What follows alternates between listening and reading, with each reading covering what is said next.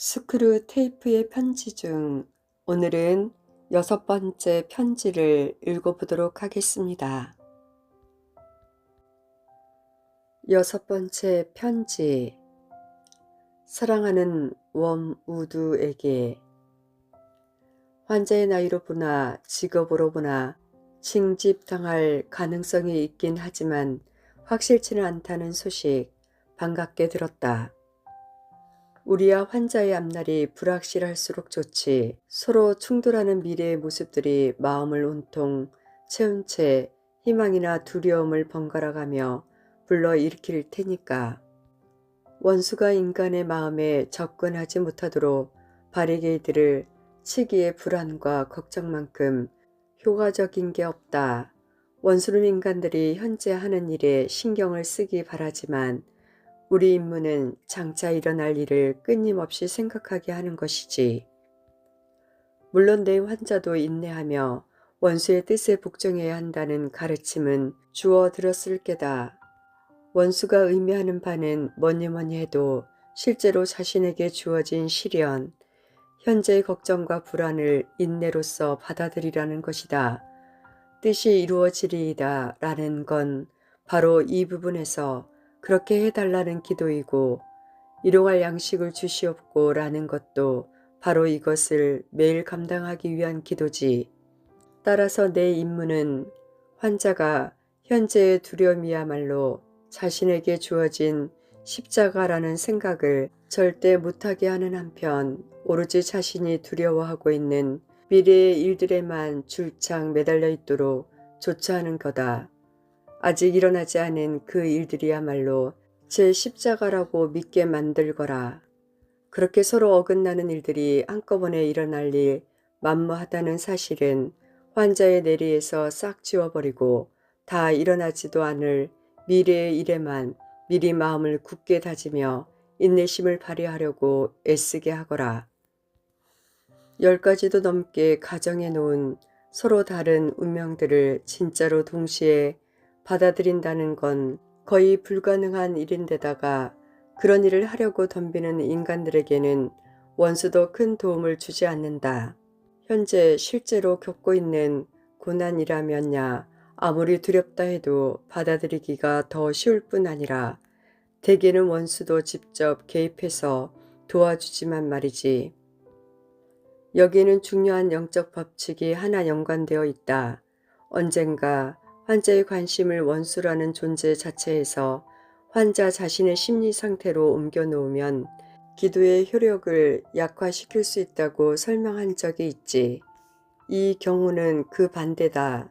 즉 환자는 자기가 두려워하는 대상보다는 두려움 그 자체에 집중하여 그것을 현재 겪고 있는 바람직하지 못한 심리 상태로 여길 때 더 쉽게 두려움을 극복할 수 있지. 그 두려움을 지금 자기에게 주어진 십자가로 여긴다면 그것이 일개의 심리 상태에 불과하다라는 걸 모르려야 모를 수 없다. 이 말씀이야. 그러므로 여기에서 우리는 다음과 같은 일반적 법칙을 도출해낼 수가 있다.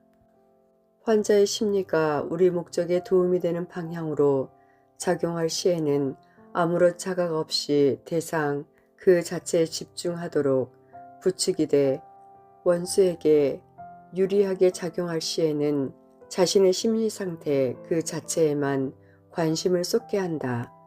즉 환자가 모욕을 받았거나 여자의 육체에 눈길을 줄 때에는 관심을 외부에 붙들어매서 나는 지금 분노라고 부르는 상태에 들어서고 있다거나 나는 지금 정욕을 느끼고 있다는 생각을 못하게 해야 한다.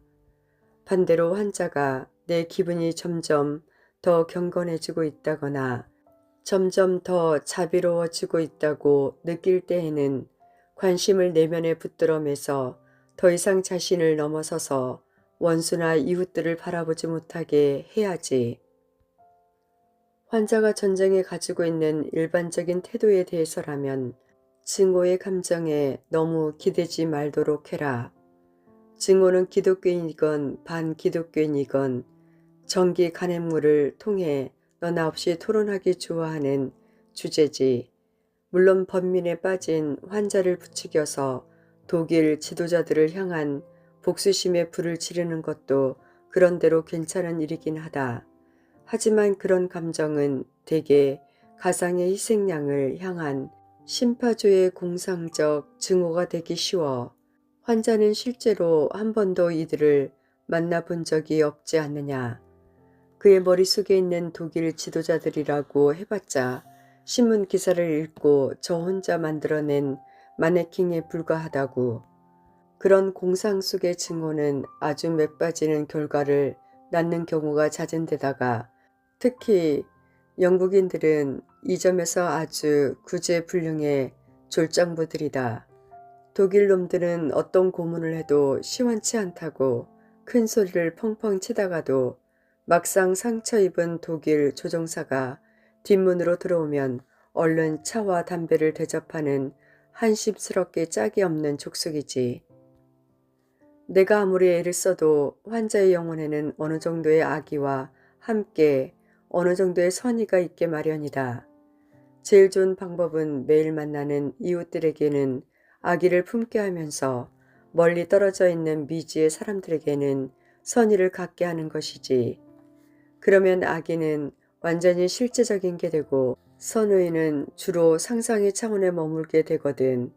만약 환자가 제 어머니나 고용주나 기차에서 매일 만나는 사람 따위를 사랑하는 몹쓸 버릇을 기르게 된다면 독일군에 대한 증오에 아무리 기름을 퍼붓고 부채질을 해봤자 전혀 쓸모가 없다. 내 환자를 몇 개의 동심원으로 생각해 보거라.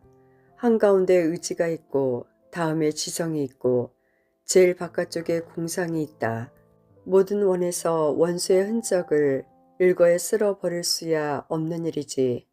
하지만 미덕이란 미덕은 모조리 밖으로 밀어내 공상의 원 안에 쳐넣고 바람직한 자질들은 몽땅 안으로 끌고 와 의지의 원 안에 모으는 작업을 해야 한다. 인간의 미덕들이 우리에게 치명상을 입히려면 반드시 의지의 원에 도달해서 습관으로 자리 잡아야 하지. 미덕들이 공상 속에서 아름답게 채색되고 지식인들의 인정을 받으며 어느 정도의 사랑과 존경까지 끌어모은다 한들 그걸로 우리 아버지 집을 벗어날 수는 없다. 오히려 그런 미덕들을 가지고 지옥에 오는 인간이야말로 훨씬 더 재미있는 구경감이지. 너를 아끼는 삼촌. 스쿨로테이프. 6번째 편지를 읽고 나서 그 중에 원수가 인간의 마음에 접근하지 못하도록 바리케이트를 치기에 불안과 걱정만큼 효과적인 게 없다. 원수는 인간들이 현재 하는 일에 신경을 쓰기 바라지만 우리 임무는 장차 일어날 일을 끊임없이 생각하게 하는 것이지. 이 부분을 읽으면서 그렇구나. 그래서 내가 그렇게 힘들었구나. 마음의 염려와 불안, 특히 미래에 대한 불안이 찾아올 때면 나는 하나님을 믿는 믿음이 내 안에서 찾아보기 참 어렵구나 라는 것을 느낄 때가 많이 있었습니다. 경제적인 걱정이 현실일 때 이대로 가면 내가 가진 것들이 다 사라져 버릴 거야 라는 두려움에 쌓이게 되고 지금 내가 나의 힘으로 이 문제들을 해결하려고 애쓰게 되는 것을 보게 되었습니다. 하나님이 내게 주신 은혜 가운데 선택하며 선택한 것들을 하나님 앞에 지키려고 했던 것들을 놓아버리려고 했던 그러한 순간들도 참으로 많이 있었습니다. 특히 자녀에 대한 불안이 찾아올 때는 내가 뭔가 자녀의 생각과 마음을 움직여 보려고 애쓰다가 오히려 더 많은 상처만 남아있음을 확인할 때도 있었습니다. 걱정과 두려움, 특히 미래에 대한 두려움이 찾아올 때면 내 마음에 하나님이 계시지 않는 것을 보게 되었습니다. 나의 믿음이 어디에 있는지 알 수가 없었습니다. 이것이 사단의 전략이라는 것을 더 확실하게 알게 되면서 경제적 불안과 자녀에 대한 걱정이 마음에 일어날 때면 하나님이 지금까지 나에게 하셨던 일들을 생각합니다. 언제 그때는 지금보다 더 어려울 때가 있었는데 하나님을 믿고 선택했었지. 그래서 지금까지 이렇게 올 수 있었어. 근심과 불안이 내 마음을 가득 채울 때에 그런 걱정과 불안을 가지고 하나님 앞에 더 가까이 나가게 되었습니다. 걱정과 불안이 올 때면 더욱더 하나님 앞에 기도하기를 원합니다. 하나님의 은혜를 생각하면서 하나님의 방법을 선택하시기를 바랍니다. 하나님은 나를 가장 잘 아십니다. 그리고 나의 피할 바위이시며 나의 빛이십니다. 나의 모든 불안과 걱정, 염려를 다 하나님께 맡깁니다.